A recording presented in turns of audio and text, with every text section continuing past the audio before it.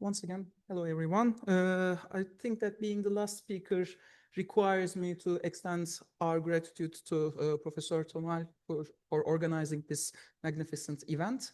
Also, experience tells us that it takes a village to raise a child, and it takes a great team to organize the event. So I also would like to extend our sincere thanks to Professor Tomal's team for organizing everything. It has been a wonderful event, and I hope I'm benefited immensely from it. Now I'm going to focus on the Turkish law aspect of it. The reason why I proposed this subject, actually, the save the dates for this event was released on a Monday morning at 10 a.m. And at 2 p.m., 4 hours later, I sent an email stating that I want to be included in the event. The reason for that is not my love for the city of Vienna, but I believe that Turkish law offers something valuable in terms of comparative perspective, and I will try to clear that perspective. Why I believe that it offers an important value from the comparative perspective? Because Turkish law traditionally follows the German and Swiss law tradition. In terms of legislative process, we take the Swiss law. In terms of academic experience, Turkish academics takes an academic pilgrimage to MPI Hamburg. Therefore, our legal tradition is strongly influenced by the German perspective. And it is also reflected in this topic prior to 2012. In the previous code, legal person board members, as I will address during the speech, they were prohibited. Only natural persons were allowed to be appointed as the board members. Similar to Swiss law, legal person board members could propose a candidate, and that candidate would be elected. In this regard, there will be some requirements such as shareholding will not be expected from the appointed candidate. But apart from these issues, the candidate assumed the position of the board member. So board member rights and obligations, they all lie with the appointed candidate, and therefore the legal person was not a member of the board. The relationship between the representative and the legal person was interpreted as a sui generis representation. So it's not a classical representation relationship as in the context of contract law, but still a form of representation. But the most important issue is that the legal person does not take the position or does not take the title of board member, and therefore they do not assume the liability. There was a special case for public legal institutions who are to propose candidates, but the application of that provision was very limited, and also it is irrelevant for the issues that we discussed here. So I'm going to skip that part in order to fit the time frame. What happened since 2012? Turkish Commercial Code, existing code, approach an entirely different and entirely liberal perspective. The current code allows legal person to be appointed as board members, assuming the full position. And it is a very liberal stance. I will make a change in the slides in order to fit with the flow of the other speakers. And I would like to underline how drastic that change was. Because under current Turkish law, the legal person board members can be appointed. There's no limitation in that. And this provision does not include any limitations regarding the number of the board of directors. So the sole director can be a legal person, or all board members can be legal persons as well. In terms of number, there aren't any limitations. Legal person board members could be executive or non-executive. There are no distinctions here. Unlike the German system, we do not have two-tier system. We have one-tier board system, and in that regard, we have executive and non-executives. Both could be legal person board members. The Turkish law doesn't include any limitations regarding the residency or place of incorporation. In the original version of the code, there was a small residency requirement, but that only covered one board member, that only required that one board member has residence in Turkey. So it was already a minimum residency requirement, and that was abolished before the entry into force. So therefore, it means that all legal persons incorporated in Turkey or in any other jurisdictions can be appointed as legal person board members. And in terms of the nature of this legal person, there aren't any limitations either. It can be a public law person, it can be a private law person, such as joint stock companies or limited liability companies. One issue that I could find out, one difference that I could find between real or natural legal persons and, natural board members and legal person board members is the position of the independence director. The Turkish code, the secondary regulations defining the position of independent director uses the term any person, which includes the legal person as well as the natural person. But according to the doctrine, the position of independent director is inherently reserved for the natural persons. As I said, this is not the limitation that comes from the black letter law, but that is how the concept is regarded. So from fully prohibitive perspective, Turkish law evolved into a permissive jurisdiction. And when I'm saying permissive jurisdiction, I think in this regard, our soulmate is Liechtenstein. Any other jurisdictions have much more significant limitations. The only one that is close to Turkish law is, I believe, that Liechtenstein. And why did that happen? It wasn't in order to attract investments or etc. Oh, you can argue about that, but if you look at the official reason, which I take from the reasoning of the code, as we say in Turkish, it's the equivalent of Botschaft or Message in German and French. The reasoning of the code states that the reason why this issue, the reason of this evolution is what I will call the liability gap. Actually, it is the fear of strawman that was the real problem, because before the introduction of legal person board members, certain corporations established or assigned board members who are basically scapegoats of the events that were taking place. For example, we have an international enterprise who has a subsidiary in Turkey, and one of the board of directors is a humble local representative of the company. Since there was an employee relationship, they were not in a position to refuse the offer. They had to take the position of board member, but it was not a very gracious promotion, but it was rather being the scapegoat or being the fall guy in any possible case. Since the use of real persons as a decoy for attracting the liability from the legal person board members, that was a problem that Turkish practice had in real life. So when you look at the reasoning of the code, you realize that, or the policymakers' argument is that allowing legal persons as board members would force those legal persons to take the position of a board member. Then today, or according to the previous law, there was a legal excuse for a legal person to not to take that position, because legally they were not allowed to do that. So they would hire the fall guy. But if you allow legal persons to be a board member in order to show confidence about their operations in Turkey, then they would appoint themselves as the legal person board member. That was the main argument and reasoning of the code. Also, an unofficial and untold story in the reasoning of the code is what is even discussed: efficient government.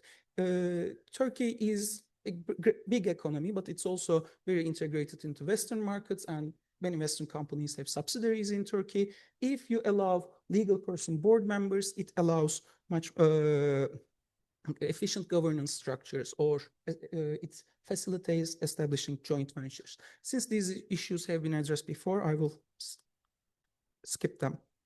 So how does it work under Turkish law? This is the relevant article. It's a long one, but I try to highlight the relevant points. According to this provision, any legal person board member who is appointed must have a representative. The code prefers the term representative. It has been already addressed as permanent representative in previous speeches. So the same logic. A few issues to point out. The company, the legal person board member, can appoint only one natural person. The purpose of this provision is to prevent any kind of confusion. If there are multiple people who are involved in decision-making process, then it can be confusing in terms of establishing the chain of liability. That's the first issue. The second issue is that what I find important in the functioning of the system or functioning of the provision, that natural person must be registered to the trade registry, registered and announced. If the company is subject to other announcement requirements such as websites, that will also cover the representative as well.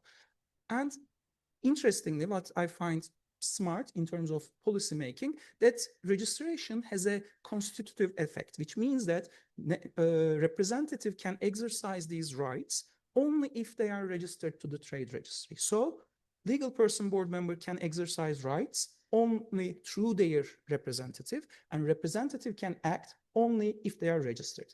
To an extent, I believe that that's gives the transparency, or that provides the transparency that is required here. But also it's one additional issue. It gives traceability in terms of the liability. One of the main concerns regarding the legal person board members was because in a liability case, the court makes an ex post evaluation, which means that the court goes back in time and finds out who was responsible at the time of the event. If we have a functioning registration system, it would be much more easier.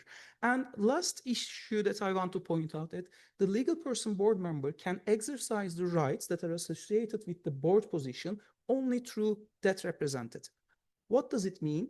The legal person board member has other organs, or has its own board of directors, but that board of directors are not in a position to exercise any rights on behalf of the company at which they are a board member. So the exclusive authority of the representative is safeguarded.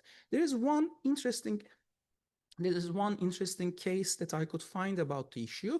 In that case, the court placed a significant, noteworthy limitation in the exclusive authority of the representative. The court, after a case, the court decided that all rights and obligations that are associated with the board position must be executed, must be fulfilled, or must be executed by the representative itself. The only exception is the right to resignate. The representative can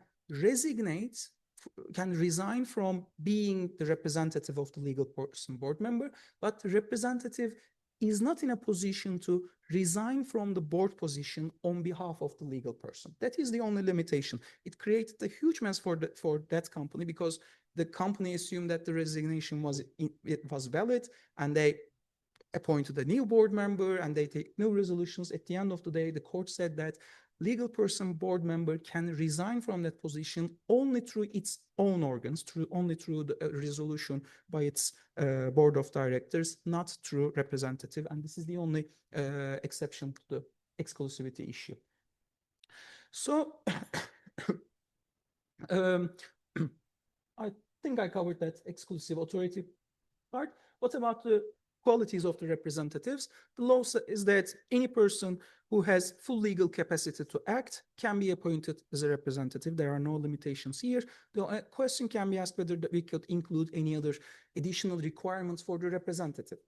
The doctrine's prevailing argument goes like this: since the liability lies with the legal person board member, the legal person board member has the full authority or full discretion in terms of designating the representative. Therefore, articles of association cannot intervene in that regard. Okay, so this covers the issue in terms of the scope of appointment and how the system functions. And now I will focus on how the system is controlled.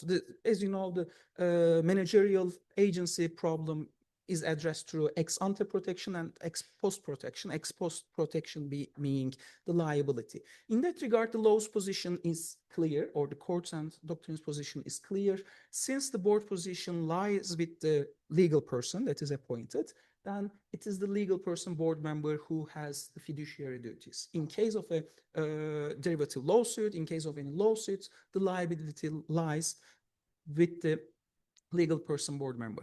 Unlike the French law or other jurisdictions that we have heard today, the law does not establish a secondary or joint liability of the representative. So that brings the question whether the representative is liable or not. In a court case, in a court case, it's a regional court of appeal case, so it's not final. It's not the court of cassation which will have the final saying, but regional court of appeal adopted the prevailing doctrine. So for that reason, I believe that it's a very strong case, even though it hasn't gone to the highest court yet. It has the backing of the prevailing doctrine. So I believe that there's a strong chance that it will stand. In that case, the Court of Appeal, Regional Court of Appeal, said that the representative is not an organ of the company. It is a representative of the board of directors, of the director, and the director is liable. So representative is not liable in this sense. So it, to an extent, exonerates the representative, and therefore the representative will not be addressed in a derivative lawsuit. That can be a little bit problematic issue, but this is the position of the law. I would like to point out one issue. That argument or that conclusion is derived from the commercial code, and it is within the limits of the corporate law. For example, we have a different law regarding social security payments, and in that case, the social security law establishes a secondary liability for anyone who is involved in the management of the company. So it provides a broader scope in terms of liability. And if in that case, the representative was found liable, so in special cases, when we go outside the scope of company law, we can establish different links. And also within the limits of company law, it must be also noted that there might be some special cases in terms of establishing the liability for both representative and the directors of the legal person board member. Such issues could be, the concepts have been discussed before, so I will just name them. De facto director, we have that under Turkish law. We have company group law, which establishes liability to controlling shareholders and controlling enterprises in general. So even though they are not a legal person, if they are a controlling enterprise, liability will be set. And if they are and also if they are in a position to influence the decisions of a controlling shareholder, they will be also held liable. And also we have piercing the corporate veil doctrine.